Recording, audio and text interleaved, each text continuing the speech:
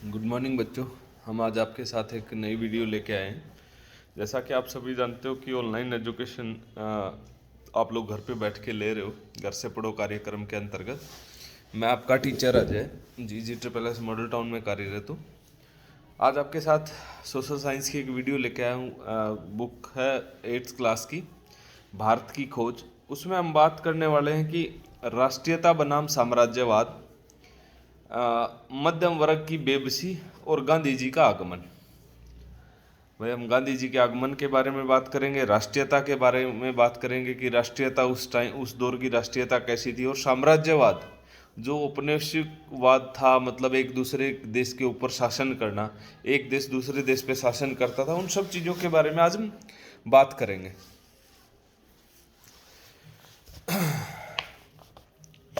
प्रथम विश्व युद्ध आरंभ हुआ। आप सभी जानते हो कि जो 8th क्लास के स्टूडेंट हैं, ये उनके लिए वीडियो है। प्रथम विश्व युद्ध 1914 में शुरू हुआ। 1914 में राजनीति उतार पर थी। इसका कारण था कि कांग्रेस तथा तथाकथित गर्म दल और नरम दल में विभाजन और युद्ध काल में लागू किए गए नियम और प्रतिबंध। जैसे 1914 का जो विश्व युद्ध था, उसके बाद जो औपनिवेशिक शक्तियां थी, ब्रिटिशर्स जो थे, उन्होंने बहुत सारे ऐसे जिनके ऊपर उनका शासन था, उन देशों में उन्होंने बहुत सारे ऐसे कानून नियम बनाए और बहुत सारे ऐसे प्रतिबंध लगाए कि ऐसा नहीं होगा, इन युद्ध के दौरान ऐसा आप नहीं कर सकते, या लोगों पर अलग अलग प्रकार के कानून नियम बनाए गए। और तथाकथित गर्म दल और नरम दल में विभाजन। अतः विश्व युद्ध समाप्त हुआ और शांति के परिणाम स्वरूप देश में राहत और प्रगति की बजाय दमनकारी कानून और पंजाब में मार्शल लागू हुआ। जैसे 1918 में हमारा विश्व युद्ध समाप्त हुआ, तो सबको उम्मीद थी कि अब शांति की बात करेंगे, लेकिन ब्रिटिशर्स ने क्या किया कि दमनकारी कानून और पंजाब में मार्शल लॉ कानून लागू किया। जनता में अपमान की कड़वाहट और क्रोध का आवेश भर गया। ऐसे समय में जब हमारे देश के पुरुष को लगातार कुचला जा रहा था, शोषण को लगातार निर्मम प्रक्रिया से हमारी गरीबी बढ़ रही थी और हमारी जीवन शक्ति अक्षीण हो रही थी, किसान वर्ग दब्बू और भयभीत था, कारखाने में मजदूरों की स्थिति भी बेहतर नहीं थी। मध्यम वर्ग और बुद्धिजीवी लोग इस सर्वग्रासी अंधकार में आकाशदीप हो सकते थे, खुद इस सर्वव्यापी उदासी में डूबे हुए थे। तब गांधी जी का आगमन होता है। 1918 में गांधी जी का आगमन होता है। वे ताज़ा हवा के ऐसे झोंके की तरह आए जिसने फैलाकर हमारी गहरी सांस लेने के योग्य बनाए। वे ऊपर से अवतरित नहीं हुए थे, वे भारत की करोड़ों आबादी के बीच से ही निकल कर आए थे। वे उन्हीं की भाषा बोलते थे, लगातार उनकी शोचनीय स्थिति की ओर ध्यान आकर्षित करते थे। उन्होंने हमसे कहा था कि मजदूरों और किसानों की पीठ से उतर जाओ, तुम सब जो उनके शोषण के सहारे जिंदा हो, उस व्यवस्था को समाप्त कर दो।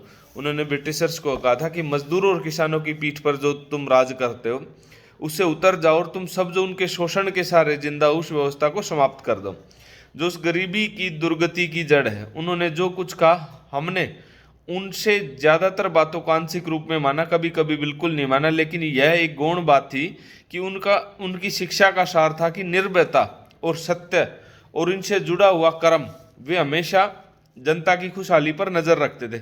लेकिन ब्रिटिश शासन के अधीन सबसे प्रबल एहसास था भय, क्योंकि जो ब्रिटिश शासन था उसमें जो कानून का भय, डंडे का भय और सबसे बड़ी बात थी अधीनता का भय। स्वाधीन तो थे नियम, व्यापक दमनकारी दम घोटू भय, सेना का, पुलिस का, दूर दूर तक फैले हुए खुफिया विभाग का भय, अफसरों जमींदारों के कारिंदों का भय, साहूकारी का भय, बेकारी और भुखमरी का भय, जो हमेशा करीब खड़ा रहता था। चारों तरफ फैले इस डर के खिलाफ गांधी जी की शांत किंतु दृढ़ आवाज उठी, डरो मत।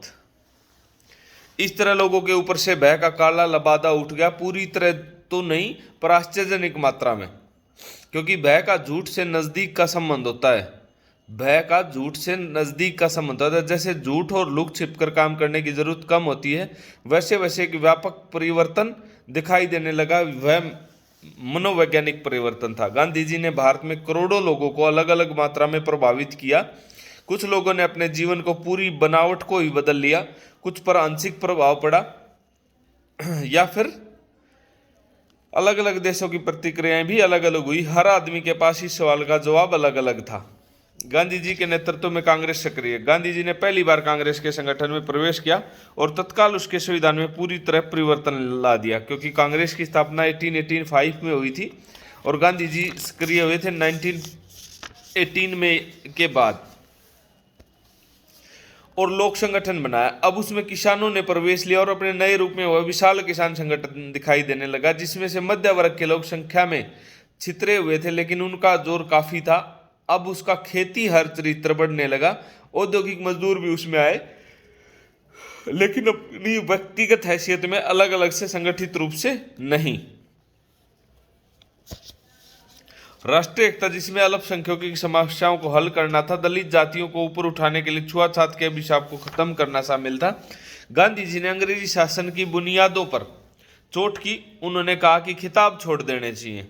गरचे कम लोगों ने खिताब छोड़े, लेकिन अंग्रेजों द्वारा दिए गए खिताबों के लिए आम जनता में इज्जत समाप्त हो गई थी। ये पतन के प्रतीक बन गए। नए मापदंड और नए मूल्य स्थापित किए गए। वायसराय के दरबार और रजवाड़ों की शान शौकत जो इतना अधिक प्रभावित करती थी, बेहद उपासपद, अभद्र और शर्मनाक लगने लगी, क्योंकि वह आम जनता की गरीबी और कष्टों से घिरी हुई थी। धनी लोगों ने भी कम से कम ऊपरी तौर पर उनमें से बहुत से सादा रहन सहन अपना लिया। वेशभूषा में उन्होंने मामूली लोगों में कोई अंतर नहीं रह गया था। कांग्रेस के पुराने नेता, जो एक अलग और ज्यादा निष्क्रिय परंपरा में पले थे, एक नए तौर तरीकों को आसानी से नहीं अपना सके। आम जनता की इस उठान से बहुत परेशानी हुई, लेकिन जो हवा पूरे देश में बही, उन लोगों में भी उनका नशा कुछ दूर तक भर गया था।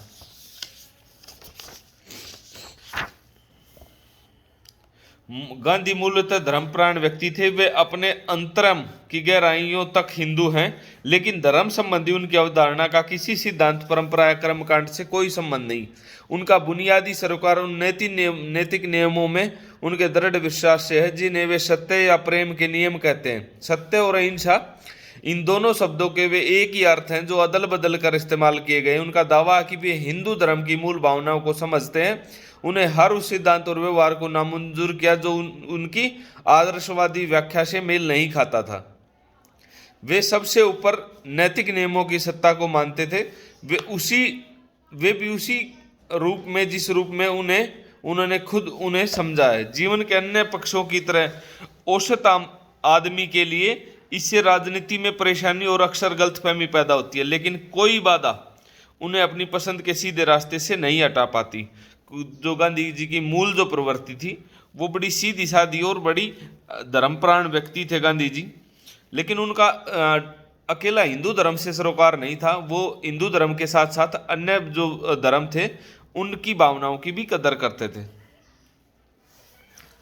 लेकिन कोई बाधा उन्हें अपनी पसंद से सीधे रास्ते से नहीं हटा पाती, क्योंकि एक सीमा के भीतर वे बराबर अपने को बदलती हुई स्थिति के अनुरूप डालते थे। वे हमेशा खुद अपने से शुरुआत करते थे। उनकी कथनी और करनी में इतना मेल होता था जितना हाथ और दस्ताने में। कथनी और करनी में उनका काफी मेल था। जो वो कहते थे वो करते जरूर थे। जिस भारत को वे अपनी इच्छाओं और आदर्शों के अनुसार डालने जा रहे थे, उसके बारे में उनका विचार था कि मैं एक ऐसे भारत के लिए काम करूंगा जिसमें गरीब से गरीब व्यक्ति भी ये महसूस करेगा कि यह उसका देश है, जिसके निर्माण में उसकी आवाज प्रभावी है। एक ऐसा भारत जिसमें लोगों के ऊंचे नीचे वर्ग नहीं, ऐसा भारत जिसमें सब जातियां पूरे संभाव से रहेंगी, ऐसे भारत जिसमें छुआछूत या नशीली मदिरा या दवाइयों के अभिशाप के लिए कोई जगह नहीं होगी, स्त्रियों को पुरुषों के समान अधिकार होंगे। यही मेरे सपनों का भारत होगा। उन्होंने सपनों के भारत में हर गरीब से गरीब व्यक्ति की आवाज उठाने की बात की। उन्होंने ऊंचे नीचे हर वर्ग को एक साथ एक प्लेटफॉर्म पर लाने की बात की। उन्होंने भारत में छुआछूत और नशीली और मदिरा और दवाइयों के अभिशाप के लिए कोई जगह नहीं होगी, स्त्री और पुरुषों के समान अवसर की बात की। जहां उन्होंने अपनी हिंदू विरासत का गर्व था, वहां उन्होंने हिंदू धर्म को एक सार्वभौमिक बाना पहनाने का प्रयत्न किया। सत्य के घेरे में सब धर्मों को शामिल कर लिया गया। उन्होंने अपनी सांस्कृतिक विरासत को संकीर्ण बनाने से इनकार कर दिया। उन्होंने लिखा, भारतीय संस्कृति न हिंदू है न इस्लाम, न पूरी तरह से कुछ हो रहा है, यह सब का मिला जुला रूप है। उन्होंने आगे लिखा कि मैं चाहता हूं कि मेरे घर के पास सारे देशों की संस्कृति जितनी स्वतंत्रता से संभव हो उतनी स्वतंत्रता से फैले, लेकिन उसमें से कोई मेरे पैर उखाड़ दे, मुझे यह मंजूर नहीं। आधुनिक विचारधारा से प्रभावित होकर उन्होंने कभी अपनी जड़ों को नहीं छोड़ा और उन्हें मजबूती से पकड़े रखा।